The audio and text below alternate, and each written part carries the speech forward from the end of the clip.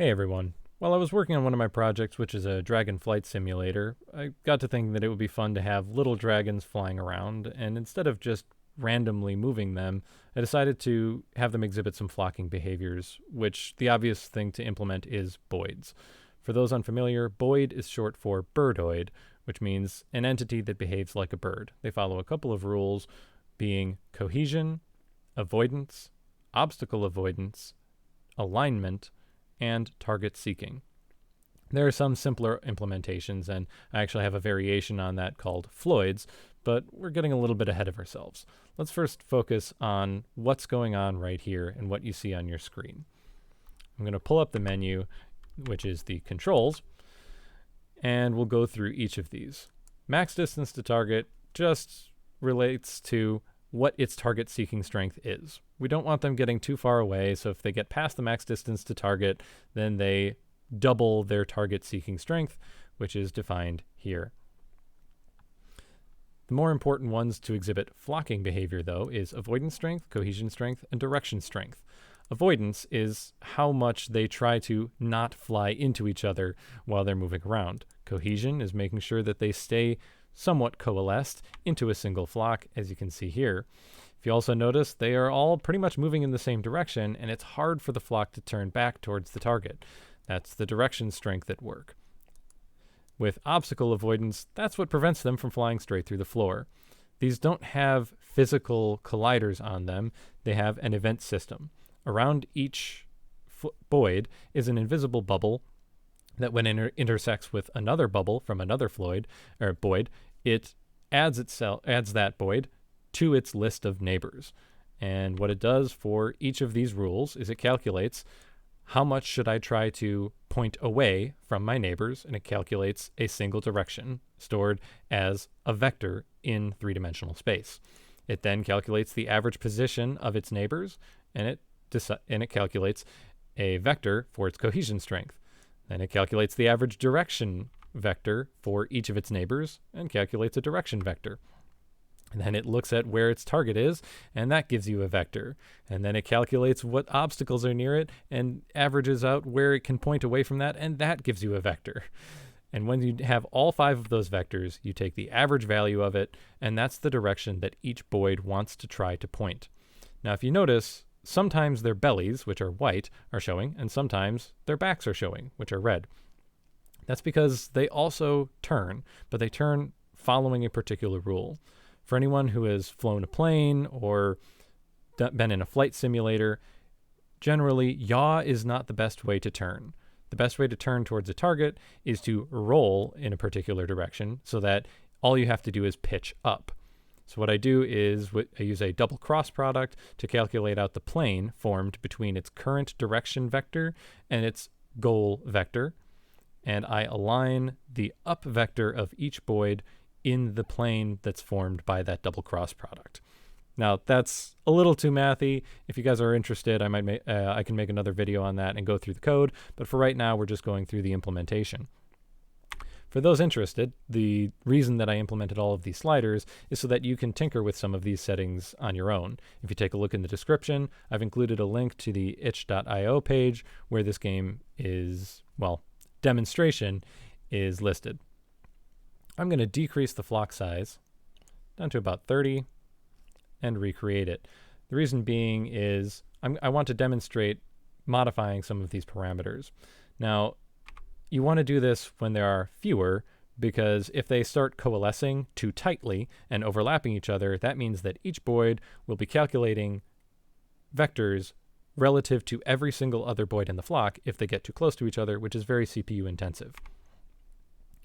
So I'm going to increase the cohesion strength, and what that'll do is when they do get very close to each other, you'll notice that they start looping around each other like we see in this left flock here. If I reset to the defaults, I'm going to increase the direction strength. Now, this ends up with some really boring behaviors because they tend to just fly in straight lines for long periods of time, and if all of the other values are turned down to 0 and all I have is a direction strength, they just fly off into infinity. And that's kind of boring. If I increase the target strength, Now pretty much all they do is try to fly straight towards the target, which is great to get them to recoalesce if they got too far away from you.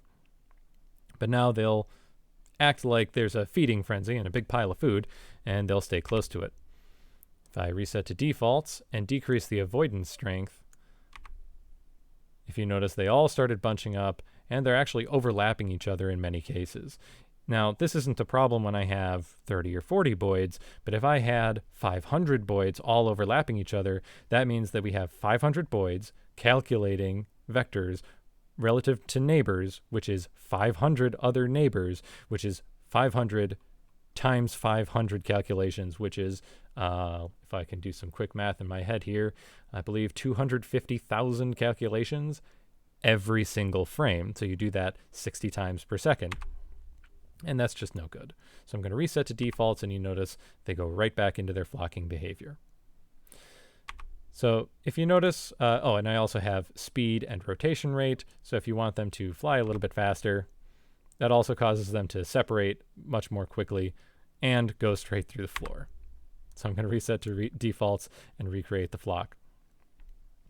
So if you notice, they've all been looking at this stationary target right here down by my cursor. And that's kind of boring. So let's move the target. That would make it more interesting, right? But what kind of a controller do we want for it? And I thought, why don't I just reuse the code that I wrote for the Boids and use that to control the target? But that would be kind of wasted because it has Boid mechanics and flocking mechanics. But then I could just have two targets, each one having half of the flock point at that target, and each one of the targets being a Boid itself. But then it stops really being a Boid because it has a flock, so it's more of a flockoid or a Floid, which is where I get the name. Now that got me to thinking, though, if I can do that with one layer, why can't I do it with two? And so what I've added is an implementation of as many layers of Floids as you want, to a limit. And the reason being is the mathematics behind this get difficult. Can get explosive, I should say. Boids per Floid is how many Boids spawn for each Floid that is spawned in. If I have one target, then in this case, 24 Boids would be following that target. If I have two Floid layers, one will be the base Boids, which are what you have visible on your screen, and one would be Floids, which I usually keep invisible. And I'll get to that why in a few minutes. Right now we have 24 Boids per Floid and 2 Floid layers. Now what that means is I will have 24 Boids following a single Floid and 24 Floids as well, which means I would have 24 to the second power number of Floids. I just turned on use Floids, and we see that this will create 600 Boids. The reason I included this is because, again, this can be very CPU intensive, so you want to be careful when you're creating your flocks. So I'll recreate flocks, and maybe that was a little too many because they all start off fairly coalesced, and they'll eventually spread out, and now we get some more tolerable frame rates, but that was pretty rough. And now they're okay.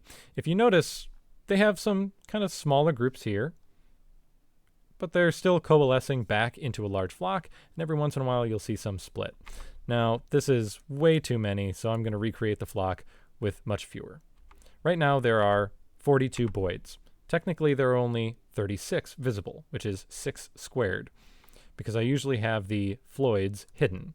I can toggle those on. If you notice, they're slightly bigger, and they're also a little bit faster, and this has to do with the scaling factor.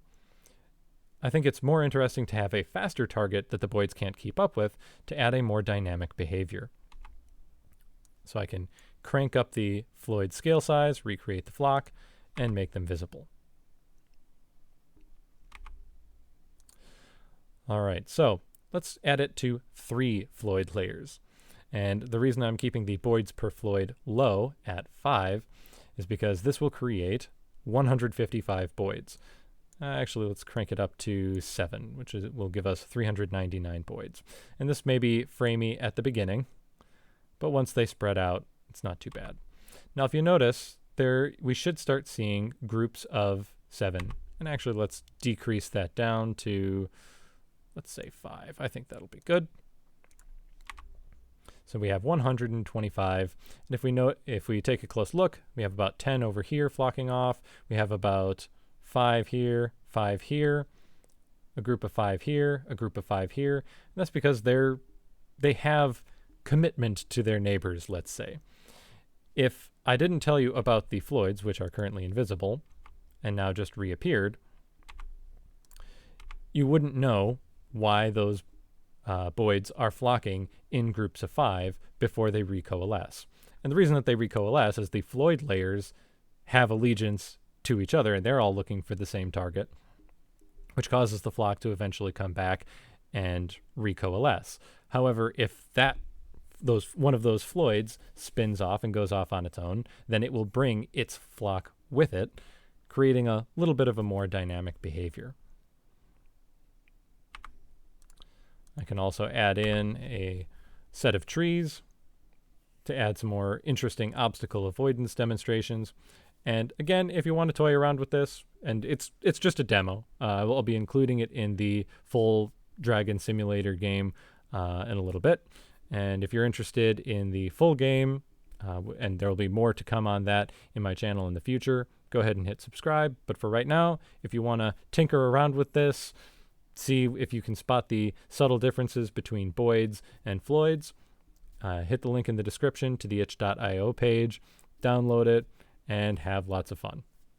Thanks for listening, and we'll see you guys later.